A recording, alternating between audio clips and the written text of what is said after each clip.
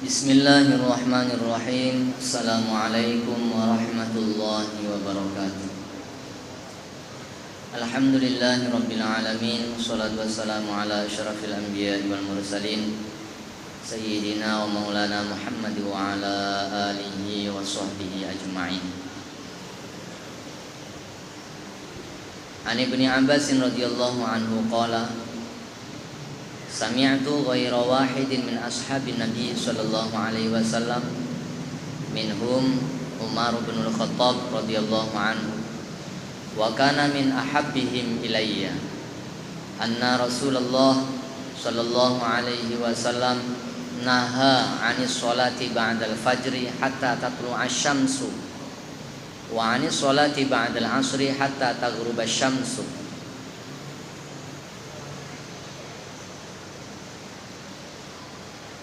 Wa qala Abu Isa hadits Ibnu Abbasin an Umar haditsun hasanun sahih wa huwa qaulu aktsaril fuqaha min ashabin Nabi sallallahu alaihi wasallam wa man ba'dahum annahum karihus sholata ba'da sholatis subhi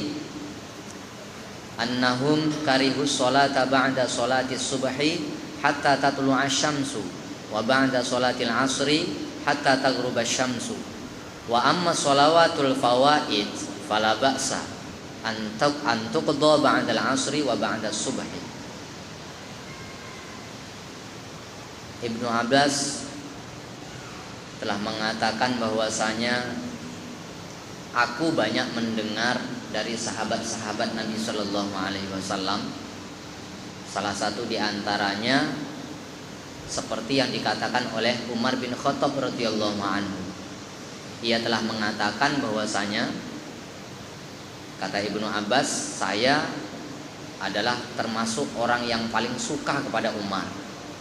Kata Umar, Nabi melarang sholat setelah fajar sehingga matahari terbit.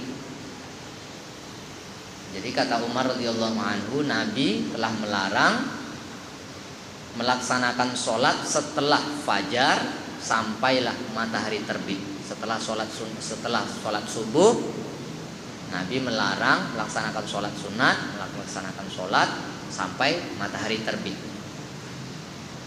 Dan Nabi juga melarang sholat setelah asar sampailah matahari terbenam. Nabi melarang sholat setelah sholat asar sehingga matahari terbenam. Abu Isa mengatakan bahwasanya hadis Ibnu Abbas ini adalah hadis hasan sahih, dan ini adalah pendapat kebanyakan ahli fikih dari kalangan sahabat Nabi dan ahli fikih dari orang-orang setelah sahabat, para tabi'in, para tabi'in, bahwasanya para fuqaha memakruhkan sholat setelah subuh sampai matahari terbit dan memakruhkan sholat setelah sholat asar sampai matahari terbenam. Bagaimana dengan sholat-sholat yang tertinggal? Adapun sholat-sholat yang tertinggal, maka tidak apa-apa kalau dia dikerjakan atau dia diqadha setelah subuh ataupun setelah asar. Jadi kalau melaksanakan sholat qadha selepas subuh ataupun selepas asar, yang seperti ini tidak apa-apa. Di dalam riwayat yang lain, an Ibnu Abbas qala innama shallan nabi sallallahu alaihi wasallam raka'atain ba'dal asri li'annahu atahu malun fashaghalahu 'ani raka'ataini ba'da zuhri fasallahuma ba'dal asri thumma lam ya'ud lahuma.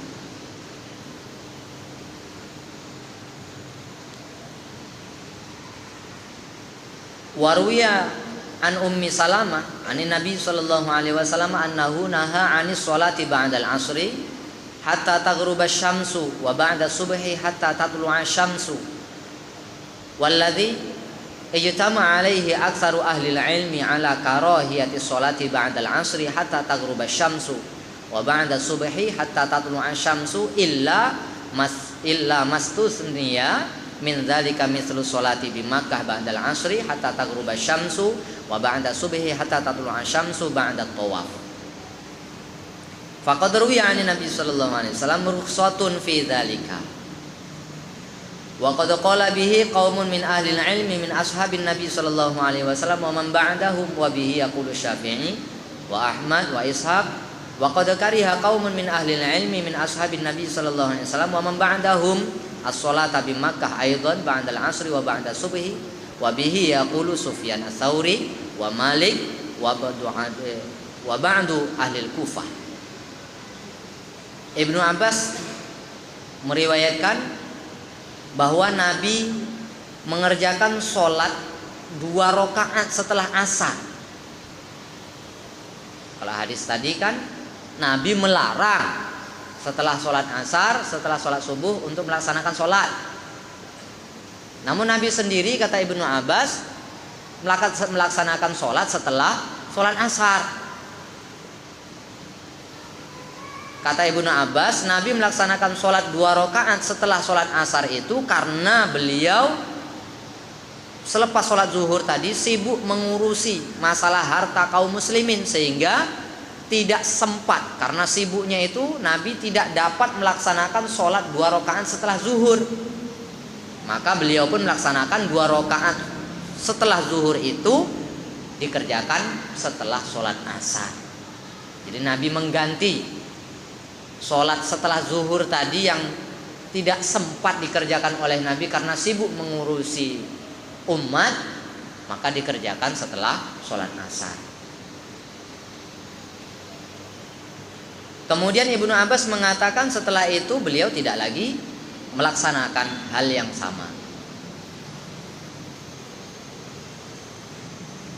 Di dalam riwayat yang lain, Ummu Salamah telah meriwayatkan dari Nabi Shallallahu Alaihi Wasallam bahwa beliau telah melarang sholat setelah asar sampai matahari tenggelam, dan melarang sholat setelah subuh sampai matahari terbit.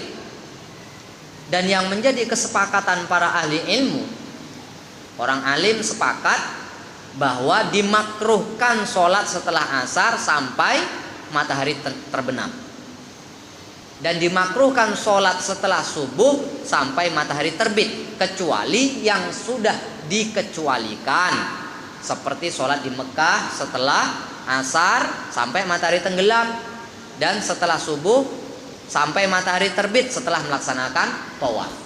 Kalau di Mekah setelah selesai tawaf, mau dia selepas subuh, mau dia selepas asar, tidak ada masalah karena itu sudah dikecualikan. Jadi kesunahan, menjadi kesunahan setelah tawaf sholat 2 rakaat. Apakah itu setelah subuh apa selepas asar, tidak ada pengaruhnya.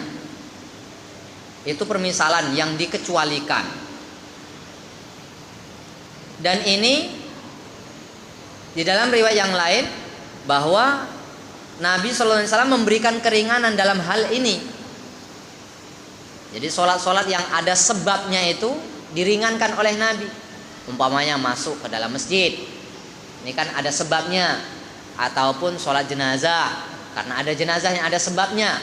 Ataupun ada gerhana matahari, ada sebabnya.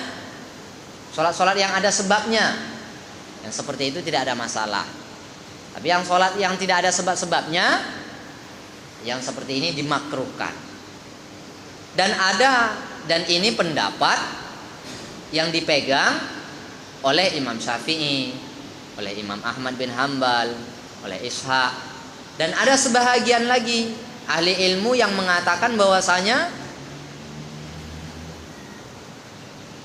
baik di Mekah ataupun tidak di Mekah, pokoknya selepas sholat asar dan selepas sholat subuh makruh sholat secara mutlak, tak peduli ada sebabnya atau tak ada sebabnya, makruh. Pendapat ini dipegang oleh Sufyan ats-Tsauri, Imam Malik, dan sebagian penduduk Kufah. Jadi ada yang berpegang tetap makruh, ada sebabnya, tidak ada sebabnya,